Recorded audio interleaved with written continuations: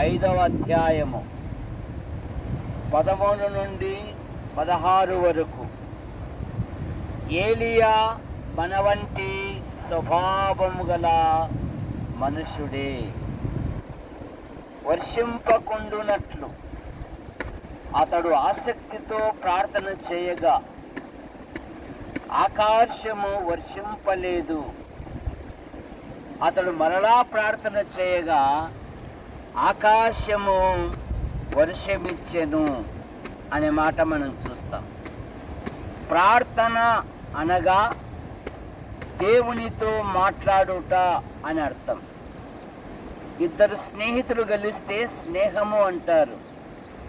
ఇద్దరు సహోదరులు కలిసి మాట్లాడితే యవ్వారము అంటారు.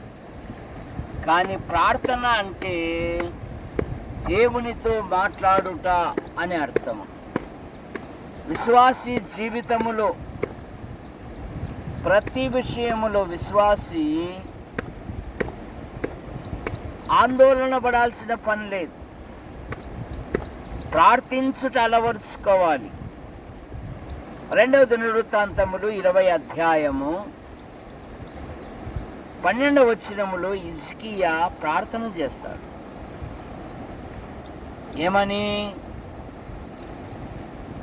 ఇంత గొప్ప జన సమూహముతో యుద్ధము చేయుటకు మాకు శక్తి చాలదు, ఏమీయూ చేయుటకును మాకు తోచదు, నీవే మాకు దిక్కు అని ప్రార్థన చేస్తాడు. దేవుడు రాజుగారికి అద్భుతమైన విజయాన్ని ఇస్తాడు. కనుక ప్రార్థన మన ఆయుధం. సమస్యలు పరిష్కరించబడాలి అంటే మనం ప్రార్థించాలి. యేసు ప్రభువారే అన్నారు, తట్టుడి మీకు తీయబడును, అడుగుడి మీకు ఇయ్యబడును అన్నాడు. యోహాను సువార్త 15:7 నా యందు మీరును మీ యందు నా మాటలు నిలిచి ఉండిన ఎడల మీకేది ఇష్టమో అడుగుడి, అది మీకు అనుగ్రహింపబడును అన్నాడు. కనుక ప్రార్థన మన ఆయుధము. రెండవది, ప్రార్థన మన శక్తి. ప్రభు అయిన యేసుక్రీస్తు వారు అన్నారు, లూకాసు సువార్త 21వ అధ్యాయము 36వ వచనములో, ఆ దినము అకస్మాత్తుగా భూమి మీదికి ఉరి వచ్చినట్టుగా వచ్చును. మనుష్య కుమారుని ఎదుట మీరు నిలబడాలంటే మీరు ఎల్లప్పుడూ ప్రార్థన చేయొచ్చు, మెలకువగా ఉండుడి అన్నారు. ప్రార్థన మన శక్తి. కనుక విశ్వాసి జీవితంలో నువ్వు ప్రార్థిస్తే శక్తివంతుడు అవుతావు, శక్తివంతురాలు దానివై. యాకోబు రాత్రంతా పోరాడాడు, ఆశీర్వదించబడ్డాడు. 3వ మాట, ప్రార్థన మన ఆరోగ్యము. హిజ్కియా కన్నీళ్లు కార్చాడు.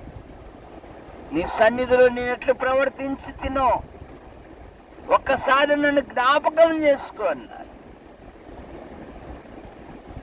దేవుడు అంటున్నాడు, అతడు కన్నీళ్లు కార్చుట చూశాను, నేను అతను బాగు చేసేదను, అతనికి ఆరోగ్యం ఇచ్చేదను, అతని గాయములను మానిపేదను, అతడు ఉన్నంత కాలము దేశం మీదికి ఏ శత్రువు రాడని దేవుడు వాగ్దానం ఇచ్చాడు.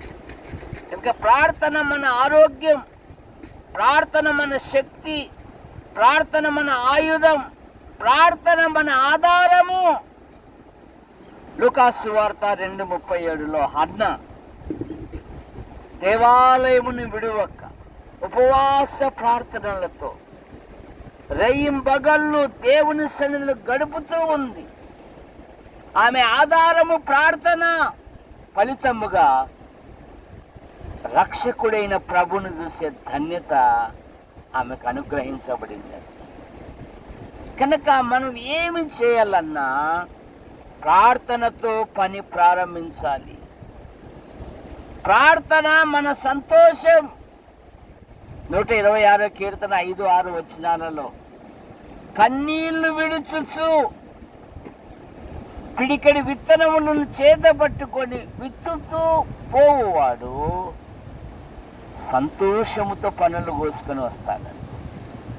ఇస్సాకు ఆ దేశమందున్న వాడై విత్తనం వేసి 100 ఫలము పొందాను. యెహోవా మనుషుని ఆశీర్వదించెను అనే మాట మనం చూస్తాం. ప్రార్థన మన ఆశీర్వాదము. ఆదికాండం 32:24 యాకోబు రాత్రంతా పెనుగులాడాడు. ఇదిగో యాకోబును దేవుడు ఆశీర్వదించాడు. నేను నిన్ను ఆశీర్వదించదను అన్నాడు. నేను నీకు తోడై ఉన్నాను అన్నాడు. నువ్వు వెళ్ళి ప్రతి స్థలమందు నిన్ను కాపాడుతాను అన్నాడు. నేను నీతో చెప్పింది నెరవేరు వరకు నిన్ను విడువను అన్నాడు. ప్రార్థన మన రక్షణ. ఆయన నామం బట్టి ప్రార్థన చేయి వాడెవడో ఆయన నామం మూలముగా వాడు రక్షణ పొందును. అవును ప్రియులారా, మానవుడు పాపముల నుండి, దోషముల నుండి, అపరాధముల నుండి బయటపడుటకై అనాది నుండి అనేకమైన ప్రయత్నములు చేయించున్నారు. మానవ ప్రయత్నములు దేవుని దృష్టిలో మురికి పేలికలు గనక దేవుడే లోకమును ప్రేమించి యేసుక్రీస్తు నామములో భూలోకానికి వచ్చి సర్వ ప్రజల పాప నివారణ కొరకై ఆయన శిలువలో బలియాగం. అయ్యలారా, రక్షణ పొందుటకు నేనేం చేయను. ప్రభు అయిన యేసునందు విశ్వాసం ఉంచుము, అప్పుడు నీవును నీ ఇంటి వారు రక్షణ పొందు. ఆయన నామమందు విశ్వాసముంచు వాడెవడో ఆయన నామం మూలముగా వానికి పాపక్షమాపణ అనుగ్రహింపబడునని బైబిల్ సంధిస్తాం. కనుక ప్రార్థన మన ఆయుధము, ప్రార్థన మన శక్తి, ప్రార్థన మన ఆరోగ్యము, ప్రార్థన మన ఆధారము, ప్రార్థన మన సంతోషము, ప్రార్థన మన ఆశీర్వాదము, ప్రార్థన రక్షణ. యేసు ప్రభువా, సహోదరుడు గంధం Devadanam the Bible study YouTube ద్వారా మరొకసారి ఈ విధంగా ప్రకటించడానికి సహాయం చేశారు. స్తోత్రం.